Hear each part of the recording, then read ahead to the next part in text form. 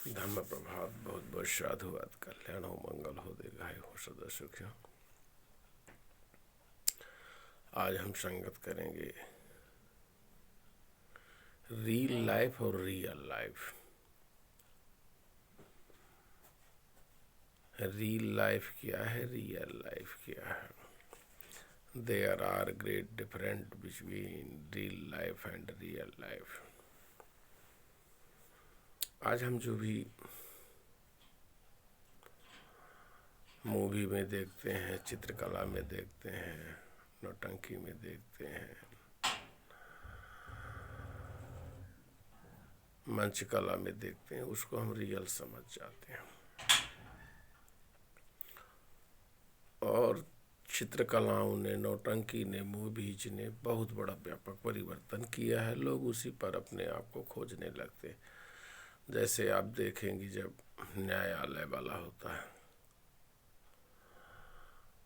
न्यायालय की कार्यवाही का जो मूवी आता है, एकदम टोटल फॉल्स होता है। उसमें कहीं कुछ नहीं होता, क्योंकि वो मनोरंजन के दृष्टिकोण से होता। लोग उसी पर विश्वास कर लेते हैं और राय कायम करने लगते हैं। तो आपके जीवन के हर पहलू पर मूवी का ही छाया है।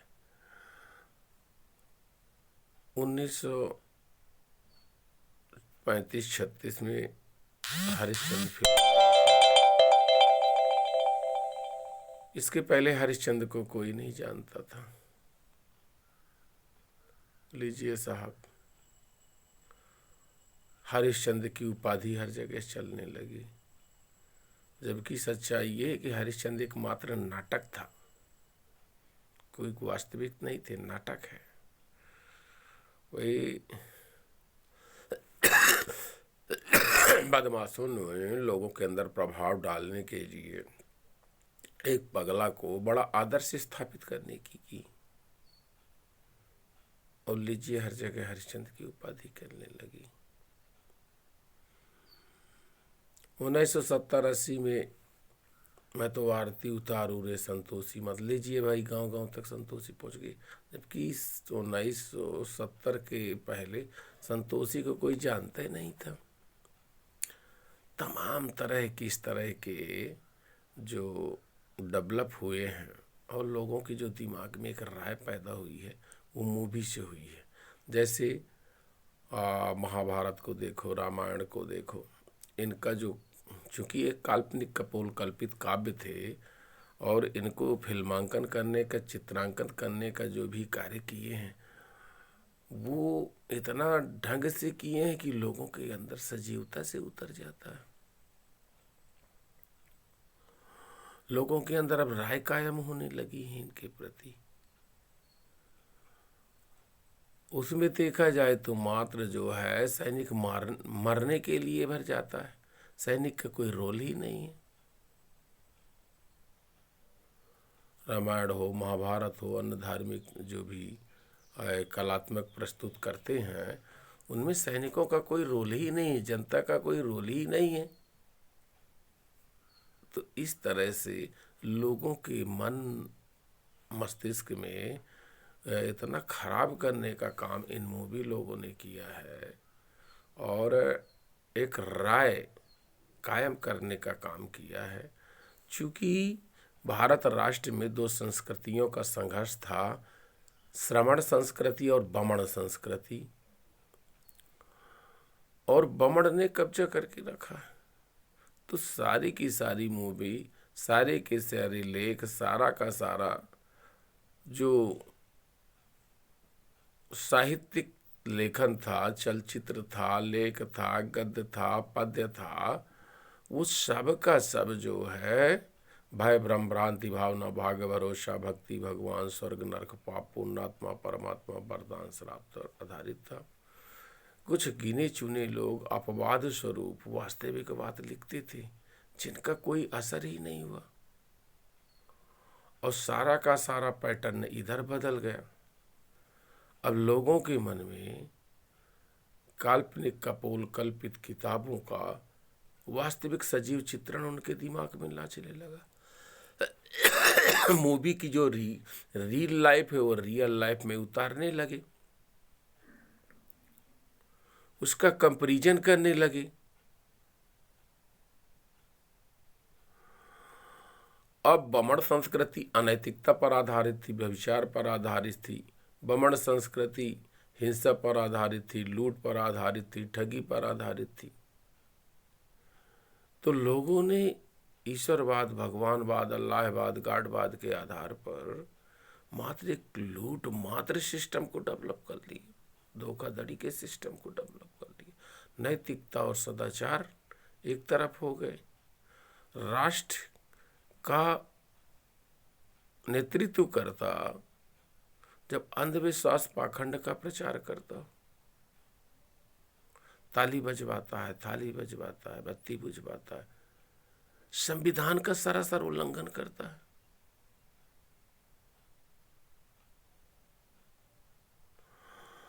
हाई कोर्ट और सुप्रीम कोर्टों में बैठे जजेस संविधान की धज्जियां उड़ते देख रहे हैं, जिनकी सुरक्षा का दायित्व उनके कंधों पर है, क्योंकि एक ही परिवार से ज्यादातर है। तो ये जो मूवी के माध्यम से, चित्रकलाओं के माध्यम से, लेख लेखनी के माध्यम से, न्यूज चैनलों के माध्यम से, न्यूज पेपरों के माध्यम से तमाम तरह से जो एटमॉस्फियर को pleasure, peace of mind and happiness, atmosphere को डिस्ट्रॉय करके और अल्पजन हिताय अल्पजन सुखाय तक ले गए।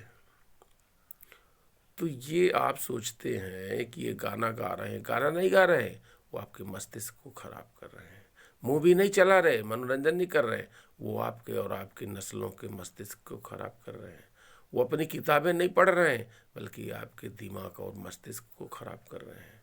तो इसलिए इस पाखंड से निकालने के लिए आपको अपना सिस्टम डेवलप करना पड़ेगा। ये दो चीजें हैं, या तो आप अपना साधन बना लो, या दूसरे के साधनों में जाओ, या अपना उद्योग लगाओ, या दूसरे के उद्योगों में काम करो। अपना प्रॉपर गाइडलाइन क्लियर करो, या दूसरे के गाइडलाइन पर चलो। ये आपका है। इसलिए तथागत बुद्ध ने कहा आत्मदीपो भव। समूचे राष्ट्र में 75 सालों से, 76 सालों से यही चल रहा है। अंधविश्वास, पाखंड, शोषण बड़ा तेजी से, क्योंकि देसी पाखंडियों के नाम सत्ता आ गई, और सारे के सारे जो विदेशी आक्रांताएं आए हैं, वो यहाँ के ही बदमाश लोगों ने उनको सारा का सारा जानकारी बताया है, और सारा का सारा उनका मार्ग प्रशस्त किया है। इतिहास में जब आप झांक के देखते हैं तो ये पाते हैं कि यहीं के लोग, जो लोग श्रमण संस्कृति को ध्वस्त करना चाहते थे, वो बाहरी से मिलकर के यहाँ हमला करवाते थे। ये तो पूरा इतिहास है। तो रियल लाइफ और रियल लाइफ में आपको फर्क समझने की आवश्यकता, काल्पनिक और वास्तविक में फर्क समझने की आवश्यकता है। यदि काल्पनिक और वास्तविक में, रियल लाइफ और रियल लाइफ में फर्क नहीं समझेंगे तो आप पूरी तरह से परेशान रहेंगे। आप पूरी तरह से परेशान हो जाएंगे। इसलिए जो चीजें हैं, आप देखते हैं 50 मंजिल से हीरो कूद जाता है, उसको कुछ नहीं होता। 1 मंजिल से यहाँ कूदना दुर्लभ होता है। तो जो रियल लाइफ और रियल लाइफ में बहुत बड़ा अंतर है, ये फर्क आपको समझने की आवश्यकता है। और जो व्यवहारिक हो सकता है आप उस पर ही विश्वास करें। अव्यवहारिक, अतार्किक, असंयोग, असंगत, ये सारी चीज़ें बकवास की हैं, दिमाग खराब करने वाली हैं। इन सब लोगों को अवॉइड करना चाहिए तथा कल्याणकारी चीज़ों का प्रोत्साहन करना चाहिए, जो रियल है, जो वास्तविक है। बहुत बहुत साधुवाद। आप नैतिकता के साथ रहें, वास्तविकता के साथ रहें, दिखावा और ढोंग पाखंड से दूर रहें। बहुत बहुत साधुवाद।